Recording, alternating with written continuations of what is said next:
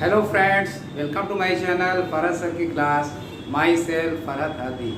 सो friends, कैसे हैं आप सब? उम्मीद करता हूँ जहाँ भी होंगे अच्छे से होंगे और खुश होंगे। Friends, our topic is today computer language. In this topic we will learn about introduction to computer language, types of computer language, need of computer language, applications of computer language and scope of computer language. So friends, this lecture is going to be very important and useful for you. So don't go anywhere and keep my video till the end. So friend, and in the end of this video, don't forget to press like, share and subscribe button. So friends, let's begin the class. So friends, our topic is today computer language. So friends, what is computer language and what is the need of computer language? Let's start. तो friends, computer language same as जैसे कि एक language होती है। Language means होता है भाषा। तो भाषा का क्या यूज होता है? अगर आप कंप्यूटर निकाल दो लैंग्वेज में से, तो simply what is the use of language?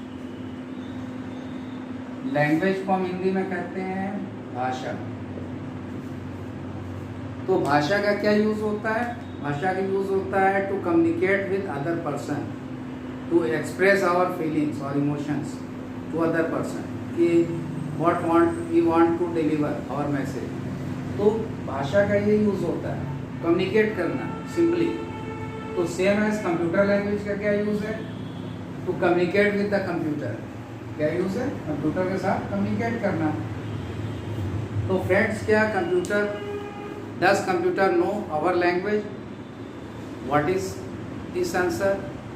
You would say that no, computer doesn't understand our language. Why? Because computers language is different from us. तो कंप्यूटर की लैंग्वेज आप जानते होंगे मोस्टली कि computer understands only machine language, it understands only zeros and ones. Okay, so computer doesn't understand our language. So how can we communicate with the computer? तो उसके लिए हम लोग कंप्यूटर की लैंग्वेज सीखते हैं और फिर उसमें with the help of language translator हम कम्युनिकेट करते हैं कंप्यूटर से। तो कंप्यूटर लैंग्वेज इसीलिए सीखा जाता है कि we can communicate with the computer. Okay, और पर्पस क्या है, नीड क्या है? What is the purpose to learn computer language? क्यों हम सीखते हैं? तो फ्रेंड्स, आप जानते हो कि कंप्यूटर में दो चीज़ें होती हैं। Computer, there are two things. One is computer hardware and another one is computer software. तो hardware, I have told you this topic in my previous lecture. You can see it from the previous lectures or previous videos. Hardware, I again repeat it. Hardware जो होता है the physical components of the computer. Like आप कह सकते हो motherboard, processor, memory,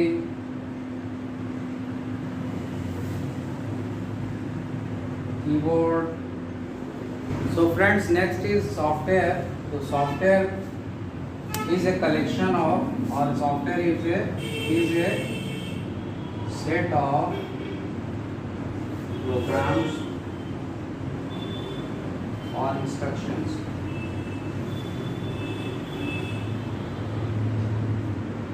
तो software क्या है? सॉफ्टवेयर जो है प्रोग्राम्स का कलेक्शन है या इंस्ट्रक्शन का कलेक्शन है। तो ये दो चीज़ है। हार्डवेयर का मैंने बताया कि physical components of the computers are called hardware, like keyboard, mouse, printer, monitor, CPU, memory etcetera. तो वो सारी चीज़ें जो मशीनरी पार्ट है कंप्यूटर की, जिनसे कंप्यूटर बनता है, वो हार्डवेयर कहलाते हैं, जिनको आप टच कर सकते हैं, देख सकते हैं, उठा सकते हैं। ये फिजिकल फॉर्म में जो चीज़ें होती हैं। और सॉफ्टवेयर क्या है, ये फिजिकल नहीं है, ये अनटच्ड चीज़ है, उसको आप टच नहीं कर सकते।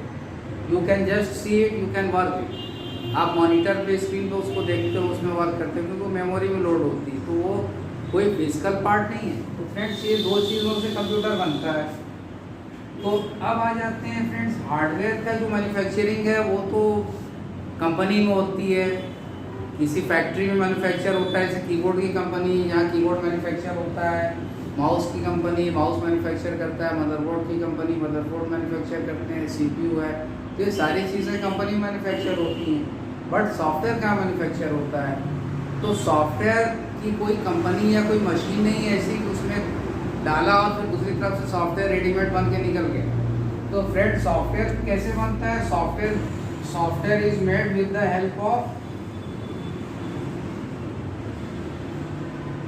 Computer languages. तो कंप्यूटर लैंग्वेज की हेल्प से बनता है सॉफ्टवेयर। तो लैंग्वेज हम इसीलिए सीखते हैं, लैंग्वेज की नीड या रिक्वायरमेंट इसीलिए है कि with the help of computer language one can develop the software और मेक द सॉफ्टवेयर। सॉफ्टवेयर बना सकता है कोई लैंग्वेज को सीख के। तो सॉफ्टवेयर, यहाँ लैंग्वेज का अब नीड या रिक्वायरमेंट अब आपको क्लियर हो गया होगा, जो कि सेकंड पॉइंट था। फर्स्ट मैंने बताया कि व्हाट इज कंप्यूटर लैंग्वेज, अब सेकंड पॉइंट था कि नीड ऑफ कंप्यूटर लैंग्वेज या रिक्वायरमेंट या पर्पस क्या है कंप्यूटर लैंग्वेज का। तो पर्पस यही है कि with the help of computer language we develop the software और we make the software, software बनाते हैं उससे। नेक्स्ट फिर आ जाता है कि सॉफ्टवेयर के टाइप्स क्या हैं, सॉरी लैंग्वेज के types. Next topic is types.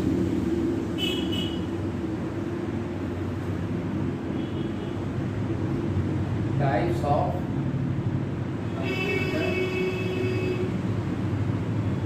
Languages. तो फ्रेंड्स मैंने इसे 4 टाइप से क्लासिफाई किया गया। पहला इसका है कि एज पर इट्स लेवल, इसके लेवल के अकॉर्डिंग, लेवल मीन्स होता है इसकी अंडरस्टैंडेबिलिटी, इसकी अंडरस्टैंडिंग यूज़र के साथ या मशीन के साथ कैसी है, उसके अकॉर्डिंगली इसका क्या लेवल है। As per its methodology means कि उसकी टेक्निक क्या है, कौन सा मेथड यूज़ किया जा रहा है, तो उसके accordingly. As per its users, इसके यूज़ किस तरह से किए जाते हैं, कहाँ कहाँ किए जाते हैं। और एज पर इट्स जनरेशन, इसकी जनरेशन के अकॉर्डिंगली कितने टाइप्स के लैंग्वेज। मैंने क्लासिफिकेशन किया 4 टाइप से, बड़ा ब्रॉड क्लासिफिकेशन है, इसमें सारी चीज़ें आ गई फ्रेंड्स। ये जनरली बुक या यूजुअली लोग जो बताते हैं लैंग्वेज की क्लासिफिकेशन, वो मेनली लेवल के अकॉर्डिंगली बताते हैं। कि जैसे आप कहते हैं कि हाई लेवल लैंग्वेज होती है और मिडिल लेवल या लो लेवल। कुछ लोग मिडिल लेवल को भी लैंग्वेज नहीं मानते, कहते हैं कि हाई लेवल लैंग्वेज होती है, लो लेवल लैंग्वेज होती है। तो ठीक है, मीन्स कि हाई लेवल और लो लेवल ब्रॉडली क्लासीफाई है, अगर ज़्यादा डीप में जाए तो मिडिल लेवल भी आ जाती है। तो अब मेथोडोलॉजी मीन्स की मेथड कौन सा यूज़ किया जा रहा है उसमें, तो ये प्रोसीजर ओरिएंटेड और ऑब्जेक्ट ओरिएंटेड, इसके अकॉर्डिंगली भी क्लासिफिकेशन हो गया। यूज़ के अकॉर्डिंगली इसका यूज़ किस तरह से किया जा रहा है, जनरल पर्पस यूज़ है या स्पेशल पर्पस यूज़ है। और जनरेशन के अकॉर्डिंगली 5 जनरेशन लैंग्वेज है अब तक आ चुकी है। ओके, तो लेवल के अकॉर्डिंग आ जाते हैं। तो हाई लेवल लैंग्वेज जो होती है वो एग्जांपल अगर आप ले लो, या पहले क्या होती है हाई लेवल लैंग्वेज, मैं लिख दे रहा हूँ हाई लेवल लैंग्वेज किस तरह की लैंग्वेज होती है। इसकी डिफिनीशन है कि it is easy to understand for the programmer but difficult for the system. इसकी यूज़र या प्रोग्रामर जो है उसको समझने में आसान होती है high level language, but system के लिए, सिस्टम इज कंप्यूटर को समझने में डिफिकल्टी होती है। क्यों? क्योंकि I have told you previously that the computer understands only machine language. It is written in the form of either zeros or ones. Okay, तो 0 या 1 के फॉर्म में लिखी जाती है। तो ये मशीन लैंग्वेज को समझता है हमारा सिस्टम। तो इसीलिए सिस्टम को ये लैंग्वेज नहीं समझ में आती हाई लेवल लैंग्वेज, क्योंकि ये लैंग्वेज होती है वो हम लोगों की लैंग्वेज से मिलती जुलती लैंग्वेज होती है। मीन्स की इंग्लिश सिंटैक्स का यूज़ करके हाई लेवल लैंग्वेज बनती है। तो इंग्लिश तो सिस्टम हमारा समझेगा नहीं, इंग्लिश है इनकी, उसकी लैंग्वेज तो मशीन लैंग्वेज है क्योंकि वो मशीन है, तो मशीन की भाषा समझेगा। इसके एग्जांपल में आप आ जाओ तो आप बेसिक कह सकते हो, मोस्टली जितनी भी लैंग्वेजेस होती है इसमें हम प्रोग्रामिंग करते हैं सब आ जाएगा। बेसिक, कोबोल, पास्कल, फोर्ट्रॉन, सी, C++, ये सारी लैंग्वेजेस जो प्रोग्रामर के लिए बनाई गई है वो सब हाई लेवल लैंग्वेज है, क्योंकि वो इंग्लिश सिंटैक्स का यूज़ करके बनती है जो प्रोग्रामर को समझ में आती है। ओके, तो ये फ्रेंड्स ये हाई लेवल लैंग्वेज की डिफिनीशन है। अब आ जाते हैं नेक्स्ट जो लैंग्वेज है हमारी, इसको नोट करते चलिएगा सारी चीज़ें जो बताया जा रहा है। अब नेक्स्ट जो है वो middle level. Middle level language जो है it is easy to understand for the programmer as well as for the system, and इसका एग्जाम्पल है assembly language.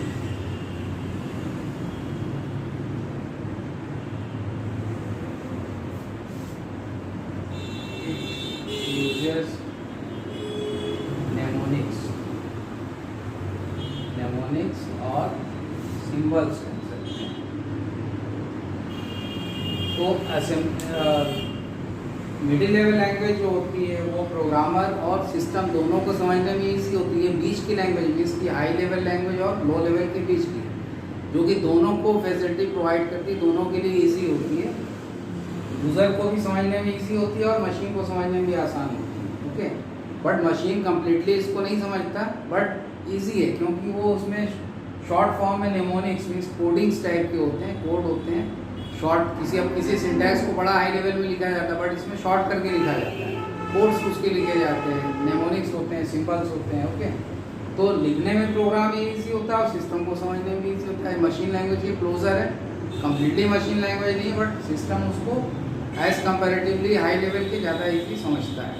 But assembly language चूँकि इसमें बहुत ज़्यादा हाई लेवल की प्रोग्रामिंग आप नहीं कर सकते, इसकी लिमिटेशंस है, तो इस वजह से आज की डेट में हम यूज़ नहीं करते। तो ये भी लैंग्वेज, तो लो लेवल लैंग्वेज ऐसी लैंग्वेज है जो हमारा सिस्टम इजीली समझता है, बट हम नहीं समझ सकते, प्रोग्रामर को समझने में डिफिकल्टी होती है इसका, क्योंकि वो मशीन लैंग्वेज होती है, 0 और 1 का यूज़ करके लिखी जाती है। ओके, तो ये लेवल के अकॉर्डिंगली तीनों का मैंने आपको डिफिनीशन बताया। अब आ जाते हैं next, as per its methodology आ जाते हैं। मेथड मीन्स टेक्निक्स के अकॉर्डिंगली दो तरह की लैंग्वेज होती है, प्रोसीजर ओरिएंटेड होती है और एक ऑब्जेक्ट ओरिएंटेड होती है। प्रोसीजर ओरिएंटेड जो होती है प्रोसीजर पे बेस्ड होती है, ये स्टेप बाय स्टेप प्रोग्रामिंग होती है। इसमें स्टेप्स की इंपॉर्टेंस है, स्टेप बाय स्टेप, जिसको आप कहते हैं एल्गोरिथम। तो ये प्रोग्रामिंग जो होती है वो लेंथी है, बड़ी होती है और ये रिक्वायर्स मच मेमोरी, स्लो होती है इसकी प्रोग्राम, और ये डिफिकल्ट टू मॉडिफाई और रेक्टिफाई प्रोग्राम। प्रोसीजर ओरिएंटेड जो लैंग्वेज होती है वो स्टेप्स का यूज़ करके लिखी जाती है। अर्लियर डेज में जो लर्नर होते थे, बिगिनर्स को हम लोग एल्गोरिथम का यूज़ करके प्रोग्रामिंग बताते हैं। एल्गोरिथम में ये होता है कि किसी प्रोग्राम का स्टेप्स बनाया जाता है कि फर्स्ट स्टेप इस प्रोग्राम में क्या होगा, फिर नेक्स्ट स्टेप क्या होगा, फिर नेक्स्ट क्या होगा, इस तरह से करके प्रोग्राम को हम फिनिश करते हैं। तो ये लेंदी होती है। आजकल ये प्रोग्रामिंग नहीं यूज़ होती, आजकल ऑब्जेक्ट ओरिएंटेड प्रोग्रामिंग ज़्यादा यूज़ होती है।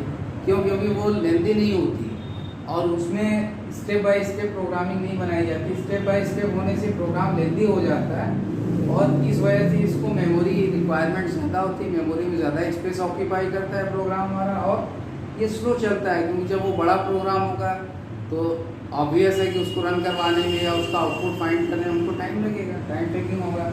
और डिफिकल्ट टू मॉडिफाई है, मीन्स कि इसमें मॉडिफिकेशन प्रोग्राम में कोई चेंजेस अगर करना हुआ, हमें अल्ट्रेशन करना होगा या रेक्टिफाई मीन्स होता है एरर फाइंडिंग करनी हुई, तो वो डिफिकल्ट होता है।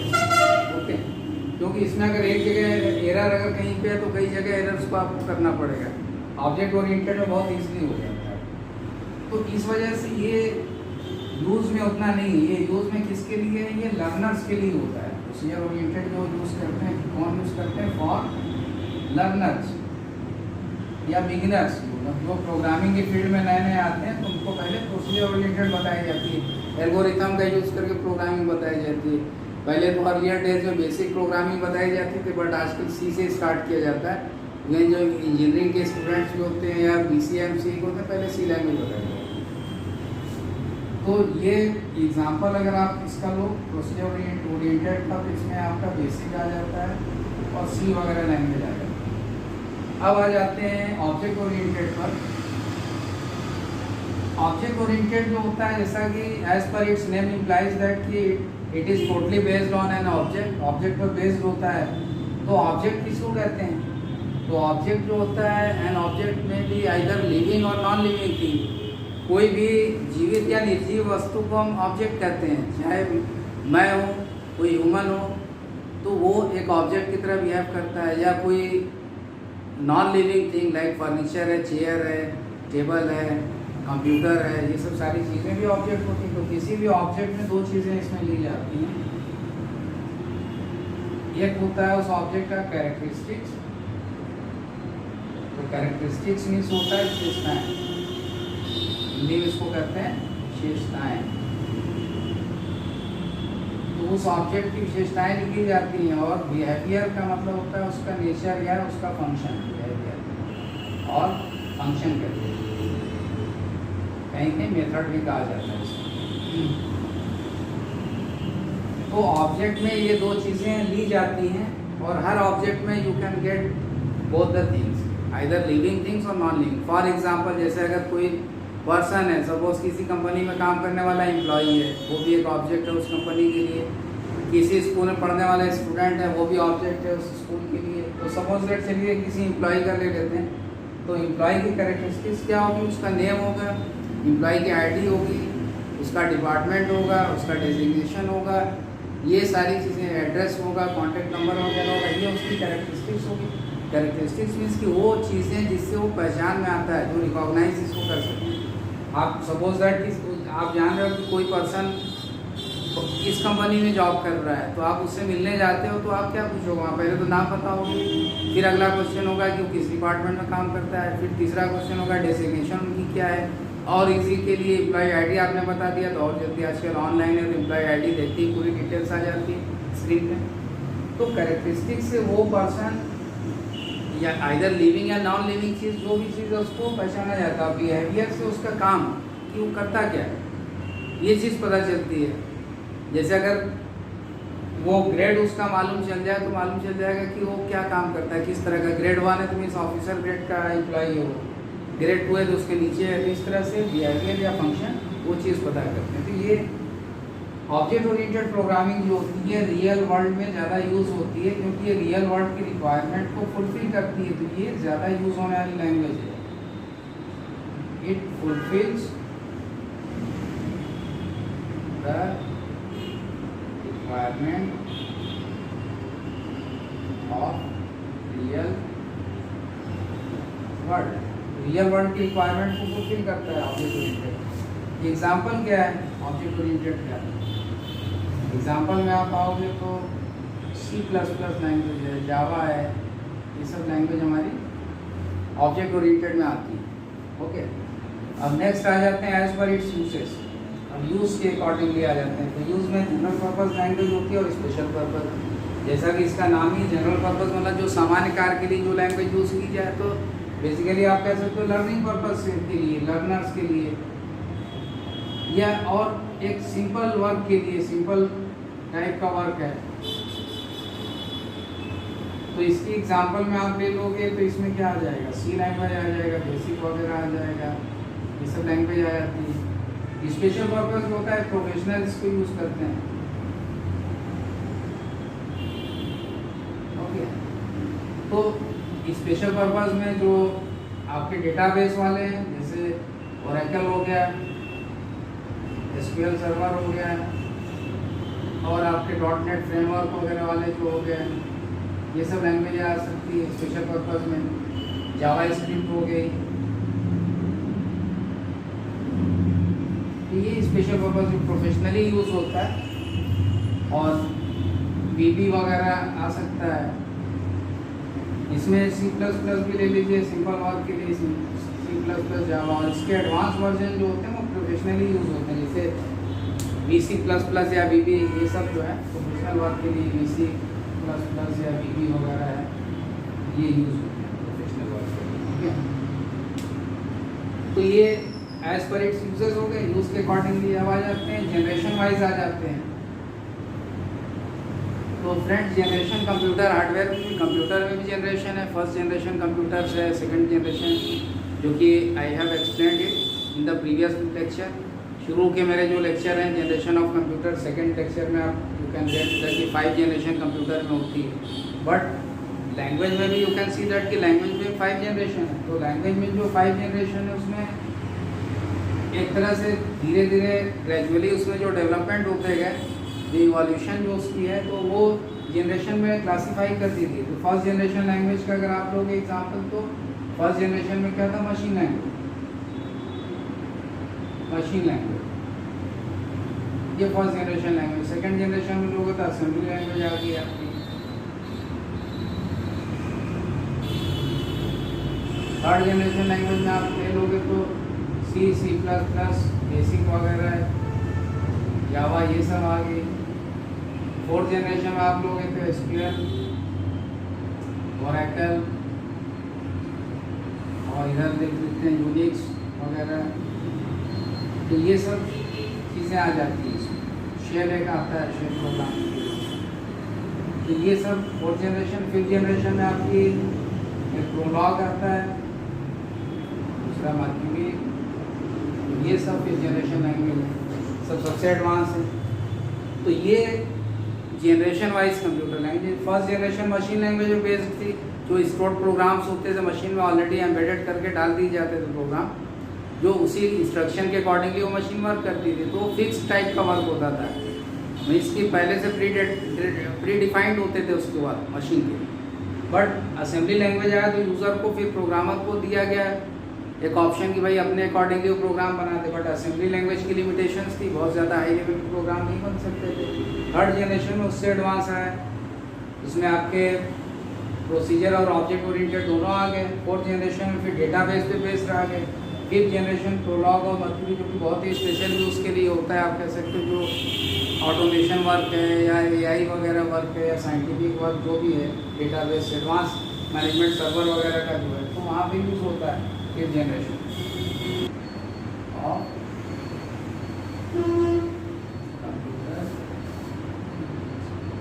तो फ्रेंड, एप्लीकेशंस मीन्स यूजर्स हैं, जैसे कंप्यूटर में यूज़ जहाँ जहाँ होते हैं उस तरह से आप कह सकते हो। जैसे आप कह सकते हो कि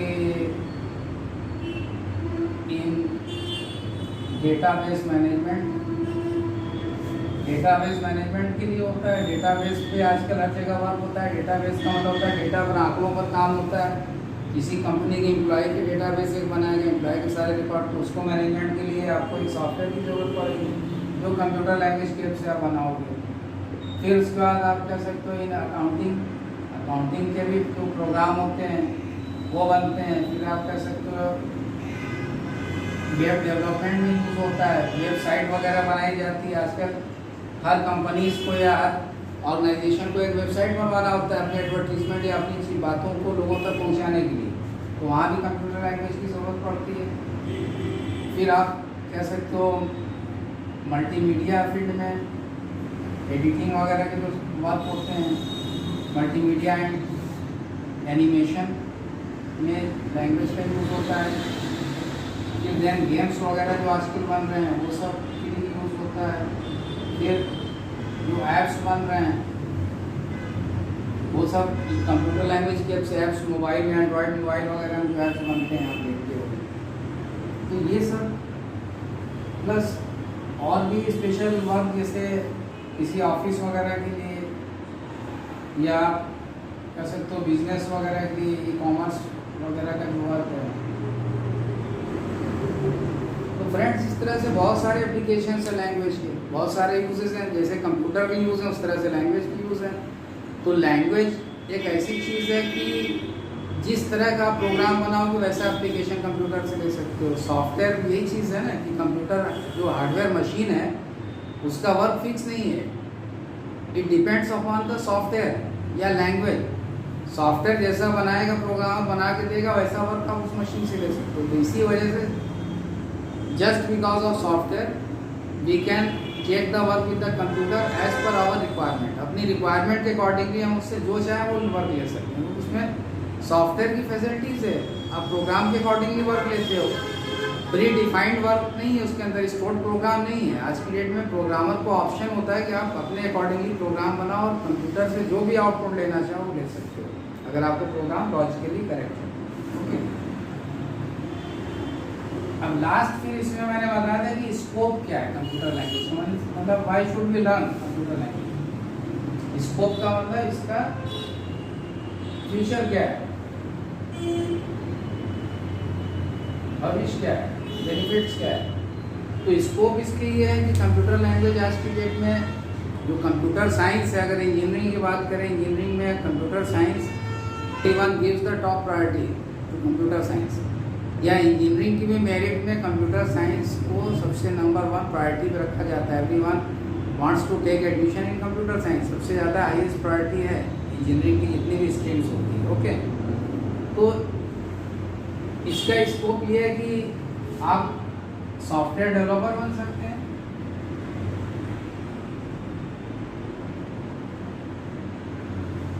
आप प्रोग्रामर बन सकते हैं, पीडीपी मैनेजर बन सकते हैं, पीडीपी और ईआरपी मैनेजर होते हैं। पीडीपी एनवायरनमेंट डेवलपमेंट प्लानिंग होता है और ईआरपी एनवायरनमेंट रिसोर्स प्लानिंग होता है, इंटरप्राइज रिसोर्स प्लानिंग। ये सब बन सकते हैं जो कि बड़े बहुत हाई लेवल का वर्क होता है। तो ये सब स्कोप है। आज की डेट में कंप्यूटर साइंस का फ्यूचर बहुत ब्राइट है। और कंप्यूटर लैंग्वेज में एक्सपर्ट होने के लिए आपको कोर्स क्या करने होते हैं, पहले आप जो है इसमें either you can do BTech वगैरह कर सकते हैं कंप्यूटर साइंस,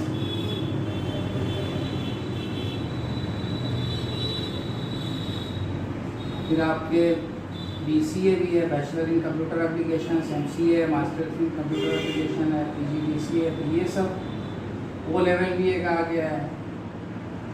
ये दोनों 1 ईयर के प्रोग्राम होते हैं। और ओ लेवल वैसे 6 मंथ्स में भी कर सकते हैं, 6 मंथ्स और 1 year, it depends upon you. तो बीसीए 3 इयर्स का प्रोग्राम है, अगर डायरेक्ट एडमिशन लेते हो और आफ्टर एमसीए एमसीए 3 इयर्स का, और आफ्टर बीसीए करते हो एमसीए तो 2 इयर्स हो जाता है। और बीसीए भी 3 इयर्स का है, और बीटेक 4 इयर्स का प्रोग्राम है।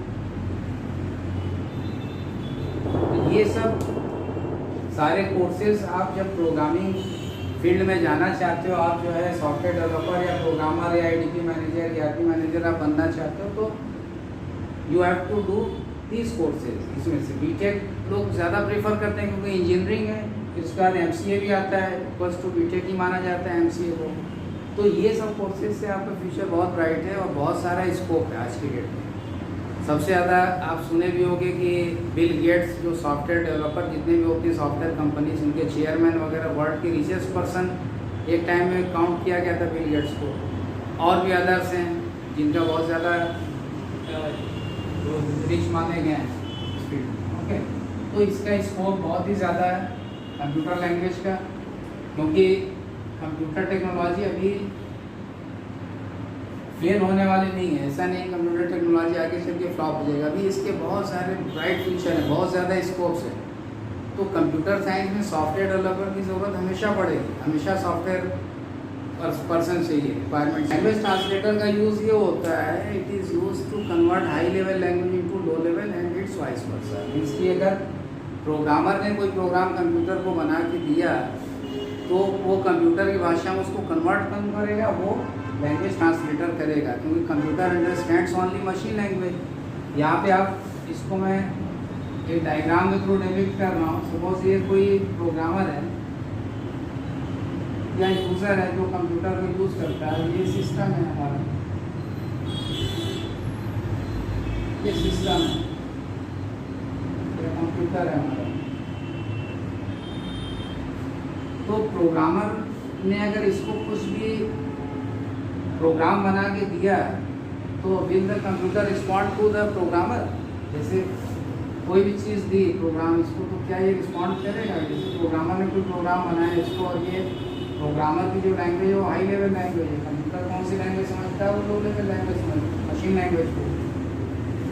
तो प्रोग्रामर की लैंग्वेज तो इंग्लिश सिंटैक्स का यूज़ करके लिख रहा है, तो इंग्लिश तो समझता नहीं, सिस्टम हमारा वो 0-1 समझता है, तो क्या वो कोई रिस्पॉन्स करेगा? वो नहीं करेगा। तो इसके लिए आपको एक लैंग्वेज ट्रांसलेटर चाहिए। तो आप यहाँ लैंग्वेज ट्रांसलेटर यहाँ पे रख लो, ये आपका लैंग्वेज ट्रांसलेटर हो गया। तो ये क्या करेगा कि जो आपकी प्रोग्राम हाई लेवल लैंग्वेज में उसको कन्वर्ट करेगा मशीन लैंग्वेज में 0-1 में, सिस्टम को देगा तो सिस्टम समझ जाएगा कि मुझे क्या करना है। तो वो उसको प्रोसेस करेगा जो भी आपने प्रोग्राम दिया, और फिर उसका आउटपुट देगा, रिजल्ट देगा, और वापस उसको कन्वर्ट कर देगा आपकी लैंग्वेज में, कन्वर्ट करके then you will get your output. तो ये सेम वैसे ही जैसे अगर दो डिफरेंट कंट्रीज के पर्सन्स हों and they both don't understand the language of each other, वो दोनों एक दूसरे की लैंग्वेज नहीं जानते हैं, तो what should they require? They require a person who knows the language of both, दोनों की लैंग्वेज में जानता हो। सपोज जैसे एक पर्सन है जर्मन है, एक फ्रेंच है, तो जर्मन वाला जो पर्सन है वो सिर्फ ऑनली ही knows only German language, and French वाला जो पर्सन है ऑनली नोज फ्रेंच लैंग्वेज। तो if the German person speaks anything to French, तो will the French understands what the German speaks? तो नहीं समझेगा।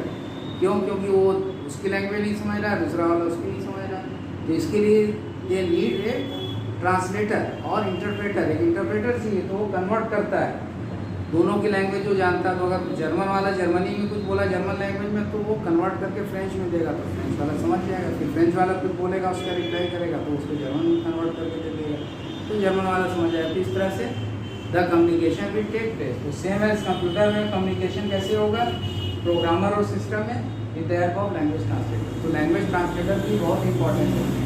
अब इसमें कंपाइलर जो लैंग्वेज ट्रांसलेटर है वो वर्क करता है, it converts whole program at a time, सारे प्रोग्राम को एट ए टाइम मतलब एक बार में ट्रांसलेट कर देता है मशीन कोड में। अगर प्रोग्राम सही हुआ तो यू विल गेट आउटपुट, और अगर प्रोग्राम नहीं सही तो then it gives the errors.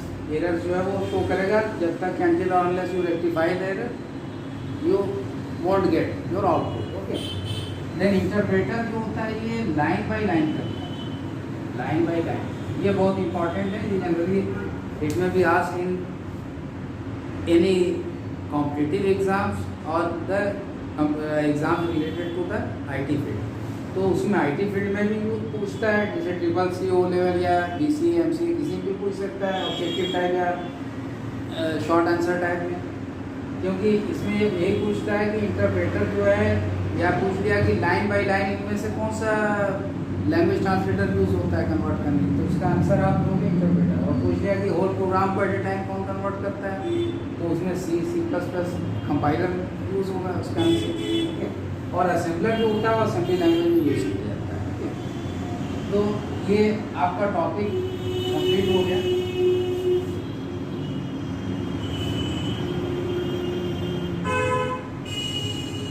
So friends,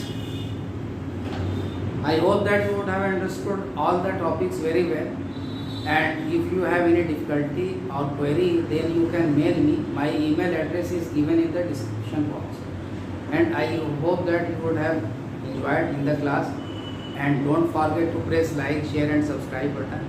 Okay friends, see you in the next lecture. Till then, goodbye, have a nice day. Thank you.